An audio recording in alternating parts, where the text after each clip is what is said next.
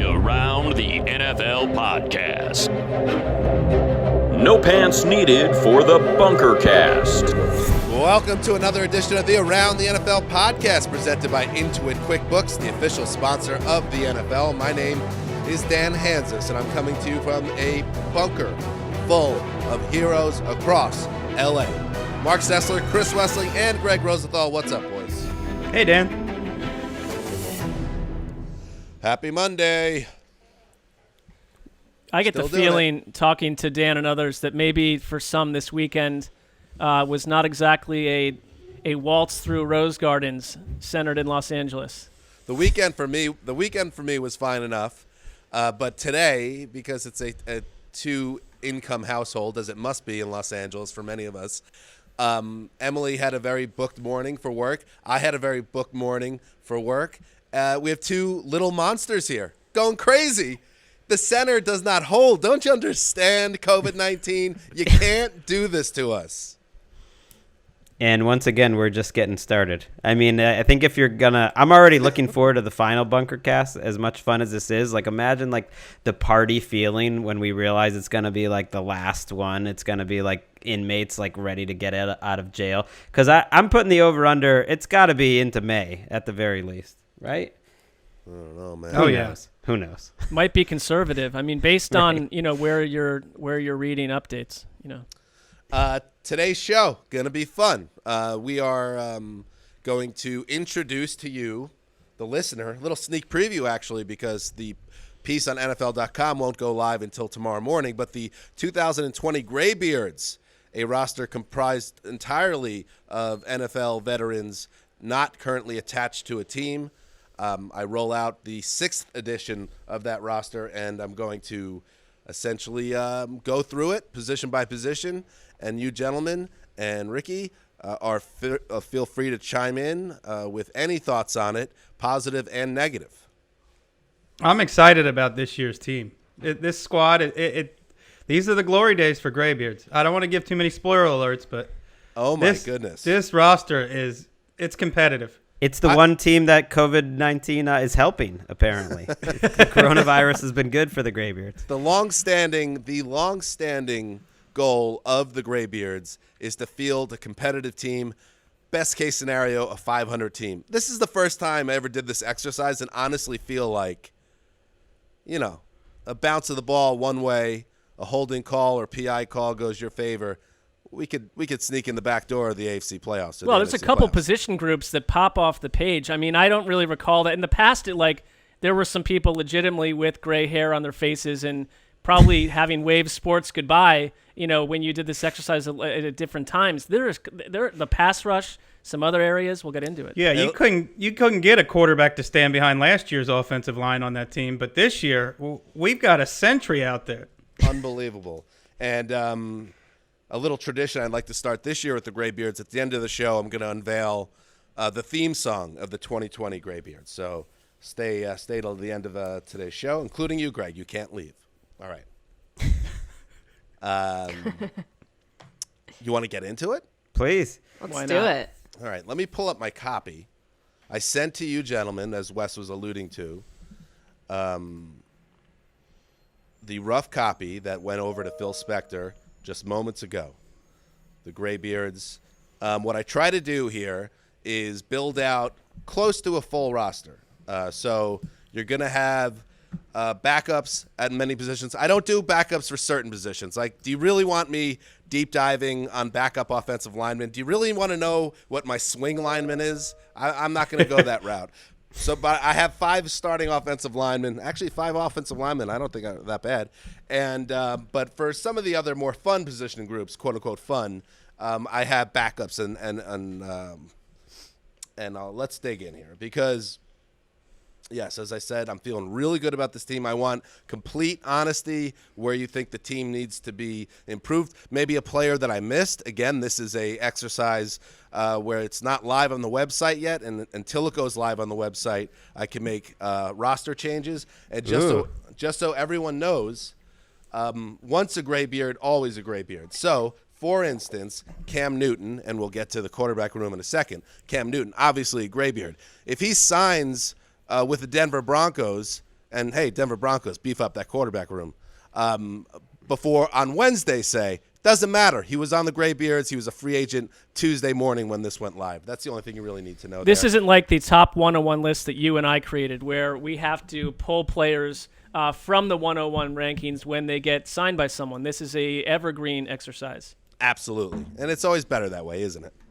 I would think so. Based on our work together, I trust your work solo. And it does happen every year, Greg, without fail. I know you're a man with an eye on the transaction wire at all times.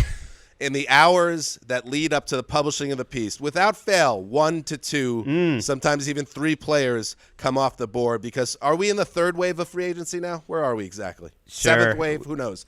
The guys tend to fall off because, again, the guys I've put on this team are quality players for the most part. So the fact that they still don't have jobs, that typically doesn't last. So let's get into it. We'll start, yes, with the quarterback room.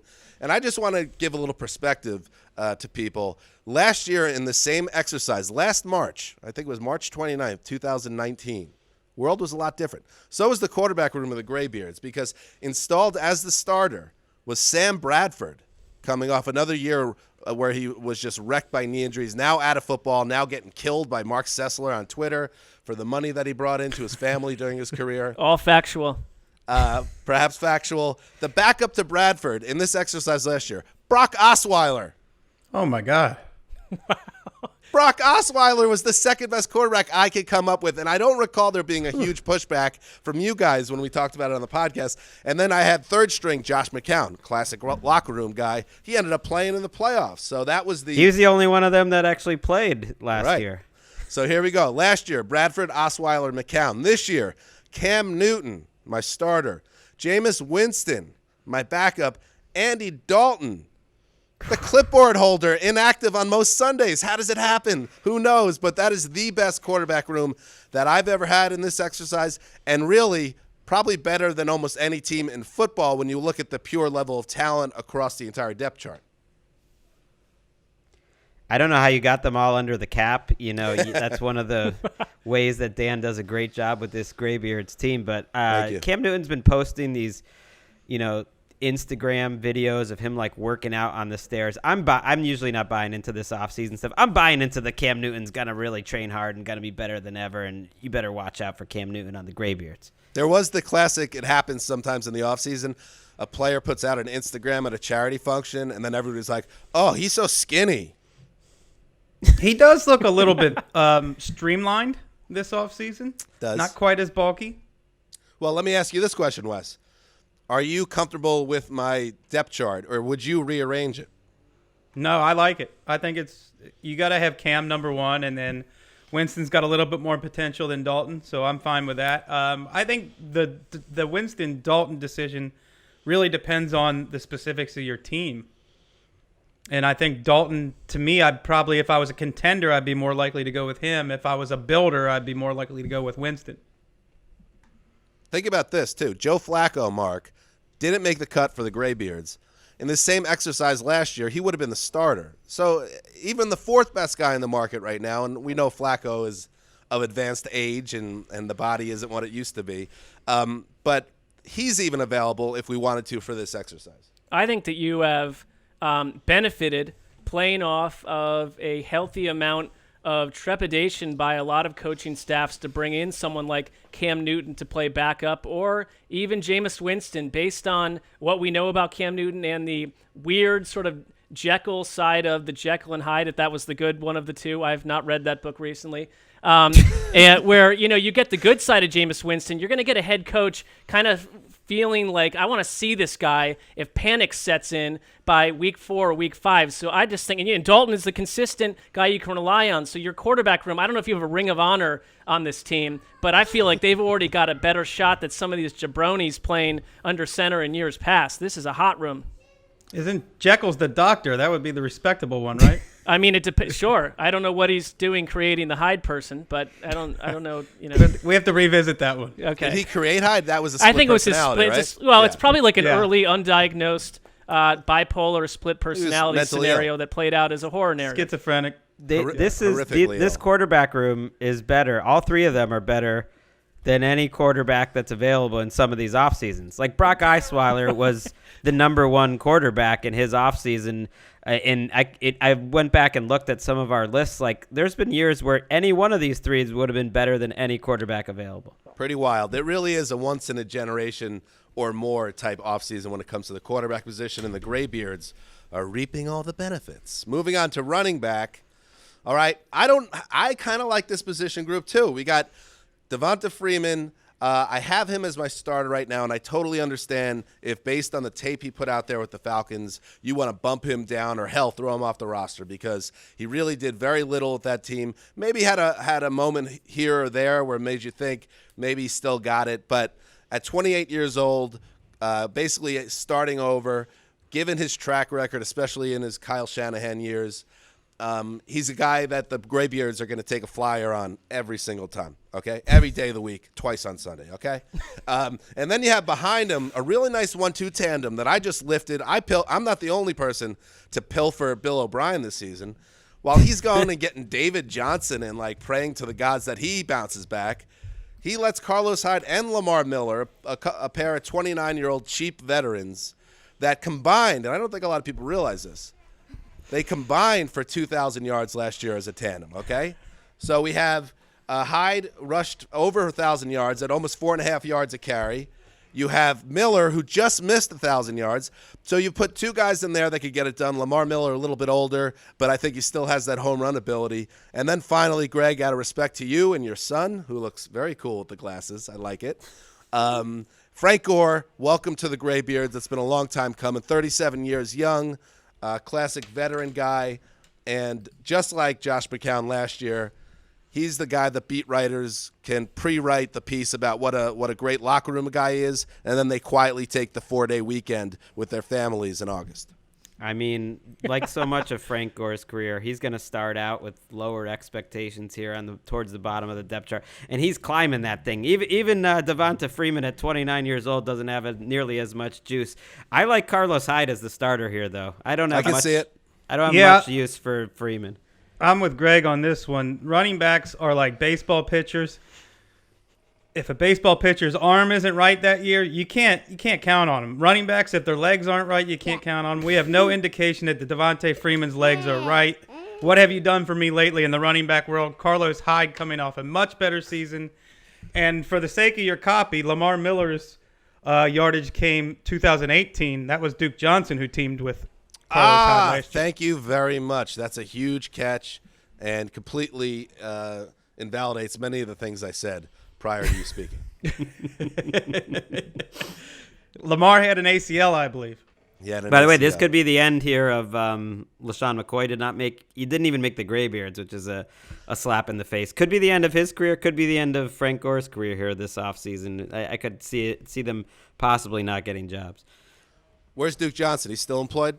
Yeah, He's still in there. Houston. Okay, Played great last year. Played great in that playoff game. I'll slide out Lamar Miller, and that does open up a roster spot then. So Hey, Lamar Miller might still be a good candidate. maybe a bounce back guy off the ACL. Yeah, that injury happened in the summer, not like in December or something. Walker, who do you think should be starting, Hyde or Freeman? Hyde. Yeah. Okay, good call. I mean, dead on. Right, and I'm gonna agrees move him up. with his parental unit. So, there's harmony at home. All right, I'm going to slide him up the old depth chart. Moving right along to fullback. All right, NFL.com has a page that they update periodically, available free agents tracker. And Roosevelt Nix was the only fullback on that list. So he is the fullback of the Greybeards by default. I mean, I don't hate the pick. You didn't have it's like the man running against nobody for city councilor alderman in 1978. He's going to win. But if I'm the person updating that page on NFL.com, I want to take a long look in the mirror and say it's time to pump up that resume and get somewhere else. Bone up. Well, look how far fullbacks have fallen. You know how every time there's an opening for a kicker, there's like 8 guys. The kicker circuit, you bring them all in, you try them out. There's only one fullback on the circuit. If you need a fullback, you just bring in Rosie Nix, and there you go. And well, the Patriots swooped in and took old Danny Vitale right off the free agent market. Oh, Have yeah. to have a good. Well, what about the competition. illustriously overhyped? I'm not saying overhyped. I don't know how good he is at fullback, but I feel like Derek Watt has 8 billion articles written about him because he's playing fullback and going to the Steelers. Well, and there's something else there too. There's a nice little meaty hook for feature writers there as well. J.J. Watt. Well, his no, I mean brother. I get that, but it's I think we all get it, and it's been pounded over our head repeatedly. John Kuhn waiting for the phone to ring, but the Greybeards ain't calling. He's retired, right? I think so. one thing, just thinking of fullbacks in the Patriots, because that is going to be a really great fullback room, is that, they lost Brady, but they're getting James Devlin back in 2020. And according to most people, that's the reason why they were struggling. So with Devlin back, they should be fine. Thank you. All right, Wes, I want to tee you up on this one because when we get to the wide receiver room, there's a man at the top of the depth chart that nearly ended our podcast last September. His name is Antonio Brown, and I know he's a jerk and he's had some issues off the field that are, to put it mildly, disappointing and worrisome.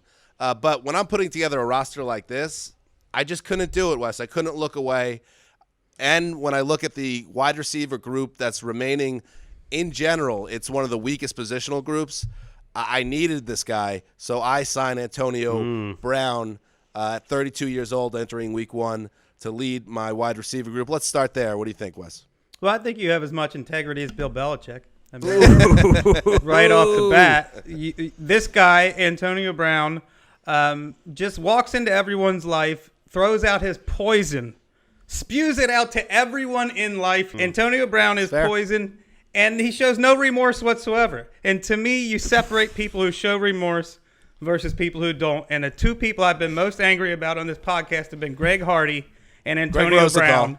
Two people who do not show remorse, will not change their behavior, and just spew their poison out wherever they can. That's fair. I'm certainly management's going to sit down with him and see if he's at all contrite, because he's now. Why would you believe him if he says he's contrite? I get it. He is. He's been terrible, but he's human, and we all deserve second chances, or most of us do. What about seventh chances? I just want to see, Wes, where he's at headspace wise. If it feels like he's in a healthy place mentally, and whether he's willing to try to salvage his NFL career, which is on life support at this point. It's your team. By all means, sign him.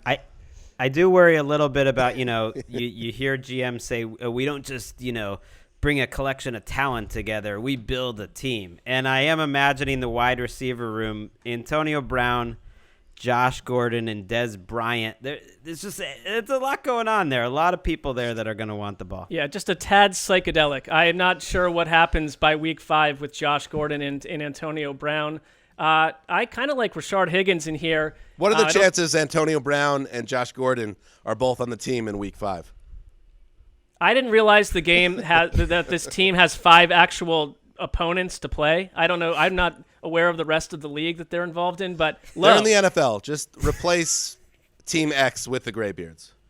Oh, I think they'll still be on your team. I've got some other options for you though, Dan. Two guys I'd rather have than many of these players. Ted Ginn. I think Ted Ginn could play in the NFL, at least have a little role. And Paul Richardson. I would take Paul Richardson over Des Bryant at the very least. Well, I like, as anybody that follows the Greybeards knows, I like a little name brand sizzle. And maybe he can't play anymore, but get Des in the building. Let's see what he's got left. But I do like the Ginn one. Ginn is also, we don't talk about special teams on the Greybeards, but he certainly would be a presence there. That's where you are separate from Belichick, who seems slightly obsessed with 1/3 of the game. Exactly, boring. And you were going to say something, Mark, about Higgins, I believe, right? Well, no, I mean, I think he's going to get picked up somewhere. I'd be surprised if he doesn't, just based on his age. But so he's 25, and when we call the gray beard, I believe if he were to grow a beard, it may not have a lot of gray in it. The age has no, for the reader down the road, you could be 19 and be on this thing if you had been on an NFL team. Right. I think he's the youngest guy. I would guess, I hadn't done this yet. I plan to do it because I always do. Get the median age, which I would guess is going to ping right around 31 or so, which is gray beard territory in the NFL. Anyway, moving on to tight end. Mr. Big Chest on the Greybeards. I'm sorry, Wes. Hey, like I said, it's your team. I don't have to stick up for this team. I don't have to defend them. Yeah. They go out there totally independent of any of my views. And you people on Twitter, if any of you idiots start to criticize me for putting a player on a fake team in these times, you're going to get mad at me about putting Antonio Brown on a fake team. Idiots. Tight end. They're already idiots, and he hasn't even had to Right, deal with you them had yet. the articles not published, and you're fighting with trolls in your brain. It's coming. It's coming. I've been in the game long enough to know it's coming. Delaney Walker is my starting tight end. Don't love it. It's a very thin positional group on the free agent market. 36 years old. We've talked about him on this pod when the Titans moved on, that he was sneaky old and has been a playmaker for them, but also now has been dealing with injury issues. And what does he have left in the tank? As a backup, the best I could do is Luke Stocker, who's a capable blocking back. He has 2 hands and legs and a heart. I'd say no worries, because looking at your receiver room, you could just go 4 wide and dominate quarter after quarter with what you've got set up there. I'm just sad that you're missing out on what really should be Jason Witten's final act, should be team captain of the Greybeards. I mean, the Raiders screwed that up for everyone. They totally botched it. All right, let's take a break here before we move to the trenches. It is time to get an update on the news of the NFL since we last left you. 2020 Flash with Mark the Minko Sessler. Thank you, D-Man. A scoring update. The NFL 1, coronavirus 0. Good afternoon. It's 2:20. I'm Mark Sessler, and this report brought to you by Joseph Abboud, a modern take on heritage menswear. Joseph Abboud suits offer modern luxury, refinement, and globally inspired American elegance. JosephAbboud.com. Optimism abounds in NFL circles, D-Man, where league heavies remain hopeful that a global pandemic will not slow the dead presidents churning out of pro football's mega machine, with Falcons owner Arthur Blank telling Peter King, by September, my hope is we'll be able to bring people together in some form or fashion in a safe manner and play. Corona time can't slow down Oregon quarterback Justin Herbert, scheduled for a video call Monday with the Las Vegas Raiders. Cut to Los Angeles, where Lee Harvey Oswald level patsy Tyrod Taylor wants to, in quotes, turn heads as a starter for the Chargers. We all wait breathlessly for the D-Man to adjust his power rankings. I'll just stick to the copy, you jerk. In other news, thick-hipped Derek Wolfe agrees to a 1-year deal with Baltimore. The Lions, determined to underwhelm until Jesus circles back around, signed ex-Packers wideout Geronimo Allison. The Chiefs re-signed DeMarcus Robinson to a 1-year deal. And in baseball, the Padres optioned righty Gerardo Reyes to the El Paso Chihuahuas. The Redskins also added ex-Philly coverman Ronald Darby, which led the jettisoned Quentin Dunbar, now a Seahawk, to call Washington an organization that, in quotes, lies and makes excuses. Dunbar has since deleted his Twitter account, leading us to wonder when the D-Man might think about deep-sixing 1 or 2 of his online projects. Oh, you're an With idiot. reports every 20 minutes, this is Mark Sessler with your 2020 Sports Update. Yes. Love it. Beautifully done. Moving on to the tour de offensive force. line. Let's see.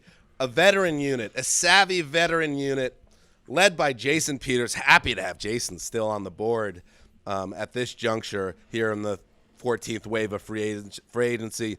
Of course, a former All-Pro with the Eagles, but still, according to the metrics out there, Greg was getting the job done last year. Not at the same peak Jason Peters levels, but plenty good enough to get a job somewhere.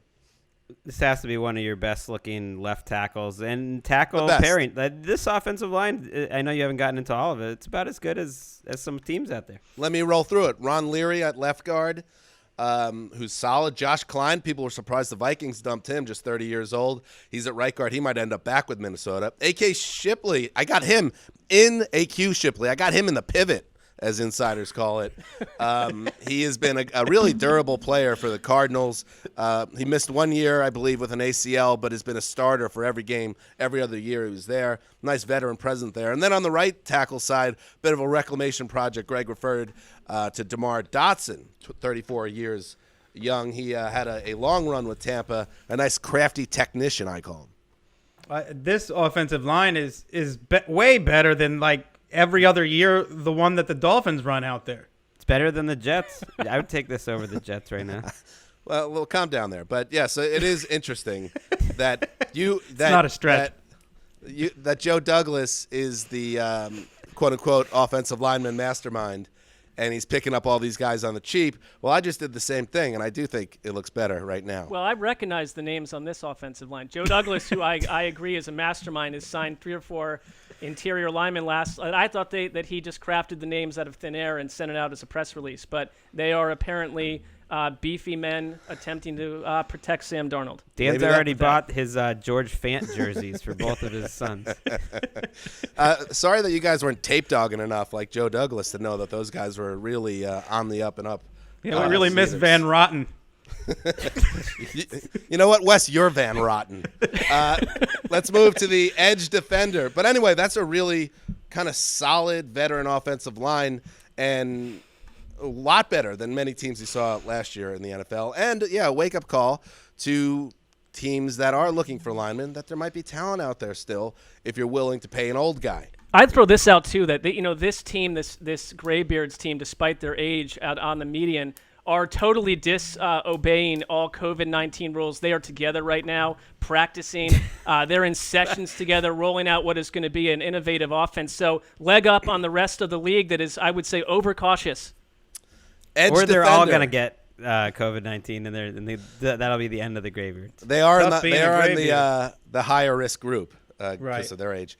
All right, Jadeveon Clowney, I mean, that's a gift from the gods. This happens maybe once a year, once every 2 years, where because of some market deficiencies for the player, he ends up still on the market. Clowney, at 27 years old, is a star, or at least he has a star name brand, and he is the leader of our edge group. Now we got some good other edge options here. Everson Griffin, 32 years old, has had big years with the Vikings. Of course, Cameron Wake, who's very old now, 38. But Griffin and Wake have 9 combined Pro Bowls. So, I'm not going to give them, 100 snaps a game. I'm going to go send them a hunt in every once in a while. I'm going to use them smartly. And then Clay Matthews, Zeuser always wants certain guys that I could slap on the media guide. And I'm going to have Cam, of course, to represent the offense. And then I'll have a shot of Clay Matthews and his amazing flowing locks on the defense, representing the defense for the media guide. So Clay's there. And, he wasn't so bad last year in Los Angeles either. You're more like an impresario in this one. You're barnstorming with Clowney and Everson Griffin. They're only good for the offseason. By the time the season rolls around, they're going to be off your team. It's like Babe Ruth going to Japan in 1930. They made the cut as of today. Griffin played really well last year. I mean, that's one of the better defensive end duos in the entire NFL that the Greybeards own right now. Thank you. And I don't know if the Mink Man hit it, but there is a report out there that Clowney might wait till training camp to sign now. So that market is fairly stagnant. Didn't have enough time. Had that Joseph Aboud copy to get through it. You only have so much time. And I deal with when that report becomes factual and I have triple sourced it on my own, then it becomes part of the news copy. On the interior D-line, I just got some hogs in here. You're doing damage, taking up space. And we had last year, Wes, I remember you complimenting the Greybeards as a team that was going to be hard to run against. I feel like that's an every year thing because these guys tend to last a little longer because they're not, as flashy. But Mike Daniels, maybe he's fallen off a little bit, but just 31 years old, good reclamation project. Same can be said for Snacks Harrison, who really did not play well last year, wasn't stopping the run, but that was what he was great at in all the previous years in the league. So I'm banking on a comeback there. Timmy Jernigan, 27 years old, could be a value signing. And then I got the big Estonian, Marcus Hunt, 33 years old. The Eastern Bloc. The Eastern Bloc. I mean, how many 6'8" Estonians can you put on your roster? Well, I'm doing it. Yeah, Snacks is a good get. These guys, Snacks and Mike Daniels, same age as Linval Joseph, and yet Joseph is getting paid big bucks while these guys sit around on the Greybeards. Well, Daniels has barely played the last 2 years and did not look like himself the brief times. I think, just these aren't guys you're going to be putting on the tickets. You got enough defensive ends for that. Linebacker Nigel Bradham, I'm going to have him in the middle. Don't ask me if I'm playing 4-3 or 3-4. I don't know. That's You're flexible. You're versatile. Bradham's my guy in the middle, the eyes and the ears of the defense. Alec Ogletree and Darren Lee, a couple of reclamation projects as well there. Thoughts about the linebacker group? Not the strength of your team. No. I would say that. And Ogletree, somebody will pay him like $10 million and then cut him in November. I like Darren Lee getting kind of the coveted former Jet that Dan knows, so he's going to make the team spot. There's got to be one of those guys every year. Every year. There's got to be something that got him picked in the first round. He's got speed. He's got agility. Go sideline to sideline, baby. Darren Lee. This is this is off topic of the linebackers, but I just realized I think only 8 of our top 60 free agents that Wes and I put on our list are still available. And you've got two of the top 3 players in the entire market are on the Greybeards. You've won the offseason. It's always dangerous to win the offseason. Cornerback, I like this group. They're obviously a little overly seasoned, and they're not going to be going to any Pro Bowls.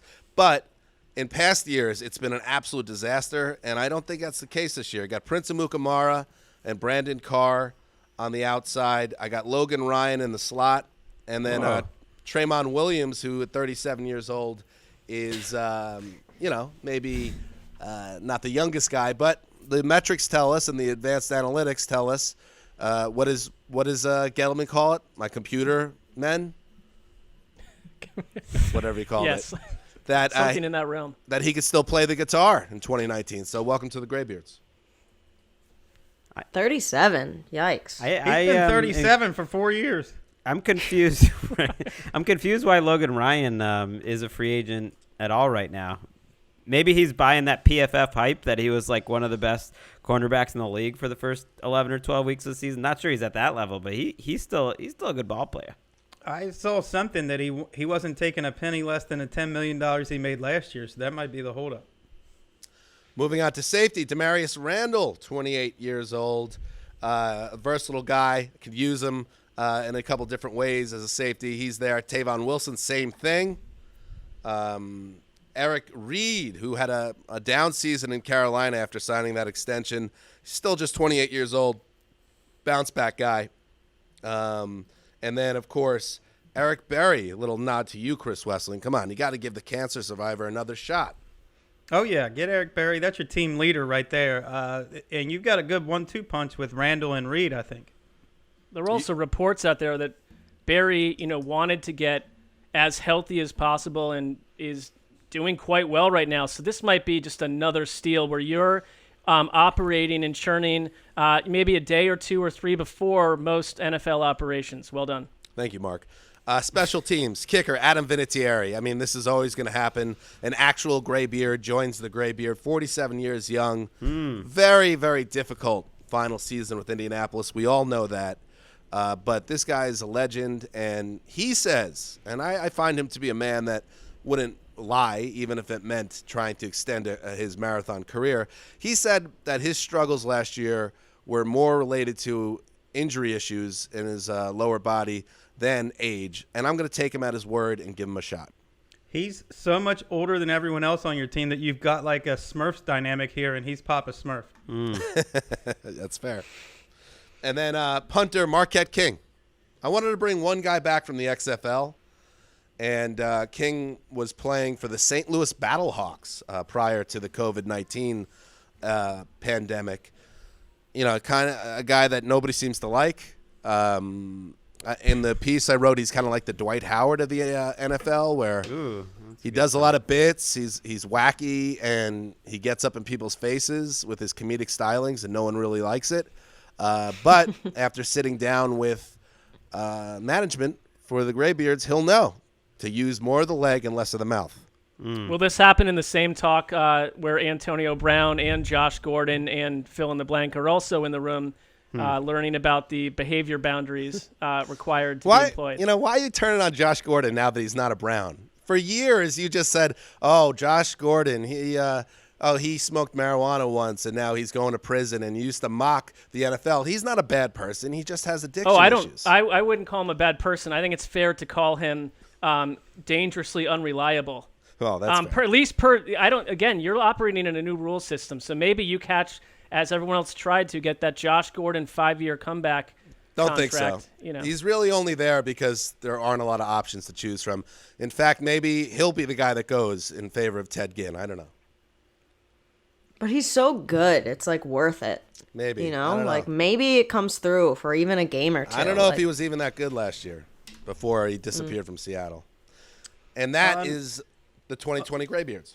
On Marquette King, philosophically, are you a comedian if nobody pays attention to your comedy? Eee. I think No. people have to wonder about, think so. you know, NFL.com did a long form on Marquette King. Our editor was the author. And the way his career has gone since that long form, it's a bit of a curse. Bit of a red flag, a bit of a La Ravia Magnifico. All right, and as promised, those are the Greybeards.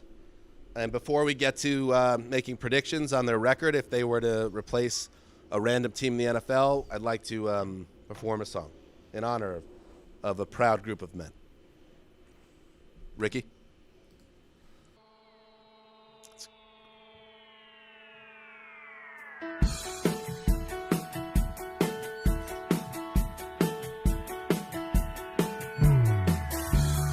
Once upon a time, I was a young star. It wasn't very far ago. But now everyone thinks you're done. It's not fun, no time to run. Gotta get that bag while you can. Greybeards, always keep the faith.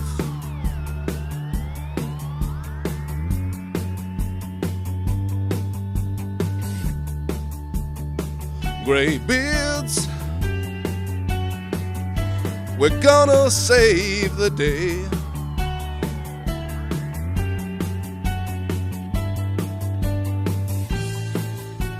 We're here today, gone tomorrow. Will you watch or follow? Age don't mean I can't play. You will see me lead the way. Greybeards never go away. Greybeards never go away.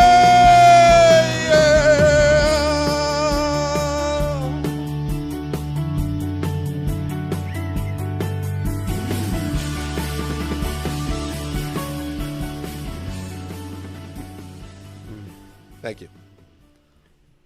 That was a workout. Just watching it, I can't imagine singing it. I mean, it was one of my favorite. It's one of my favorite experiences of any like live music is watching the singer read the lyrics off of the teleprompter or whatever was going on. There was some intensity in those eyes. Yeah, I thought it had good energy. It's one of those kinds of songs where I thought it was over, and it went on for another 80 to 85 seconds, which was, I liked it, enjoyed it. I think part of what makes it more emotional is getting older myself, and growing out this beard during this pandemic, and there being gray in the beard, and and maybe just the times in general where we are right now, that the Greybeards have never been more relatable as underdogs and people looking just to stay alive. Stay alive. Yeah, I mean, this is a hard-scrabbled crew. Most of them, scraping by on the $800,000 remaining year contract they have, where they're still going to be paid by ex-employer. So I hear you. This is what we need to be getting behind moralistically, and just as we think about our children. All right, we will be back tomorrow. Check it out again. Oh no, I do want to get it real quick. What do you guys think? What is this team's record? If everybody does these stupid predictions where they go game by game on a touchscreen, what would be the record of this Greybeards team? We'll start with you, Greg. I'm giving them 6 wins. I don't think I've ever put you over 2 or 3 before. No, you haven't. So that is notable. Wrong, but notable. Mark? This reminds me of one of those, like, really interesting football life type squads where everyone it's just all veterans, and the locker room is going to be raucous. They're going to support each other. They're going to surprise people. Go 9-7. I like that. Wes? I actually, to tell the truth, I had the exact same record as Greg. I had 6-10 in my head. I think you might have some durability issues, maybe some team speed issues at the skill positions, and some insurrection issues. I think that there may not be many people wanting to be cohesive and listen to authority in this locker room. Wait a second. We got Eric Berry in the locker room. Got some great leaders. We got, who else do we have? I had another big. Frank Gore. Frank Gore's in the locker room. I mean, there are people that are going to keep things They're in outnumbered. line. They're outnumbered. Well, We're giving you a lot of credit for Cam and Clowney. Those two alone, can they win 6 games? They got to make up for some dry spots here. Ricky, what do you got for me? I don't know. I feel like you sneak into the playoffs. There you go. I don't know. That's what I feel. This is the best team you've ever had. Yeah, I mean, there's an extra 2 teams in the playoffs too. So yeah, I think this. That's this true, could happen. Mark. And Erica That went is back true. and listened to all the episodes that she wasn't involved in with the Greybeards just for that analysis. Pro. Yeah. All right. We will be back on Tuesday with another edition of the show. So we're going to keep rolling in a shorter terms of time to the show, but we're going to keep going 5 days a week until someone says we shouldn't do that, including you, the listeners. Feel free to tell us if you think this is too much content for you, but that's certainly in play as well. But until then, thanks for listening to the Around the NFL podcast presented by Intuit QuickBooks, official sponsor of the NFL. Remember to rate and review on iTunes. We're going to check in on that soon. This is the old Zeuser signing off for the Quiet Storm, the mailman, the old boss, and Rick Hollywood behind the glass. Till Tuesday.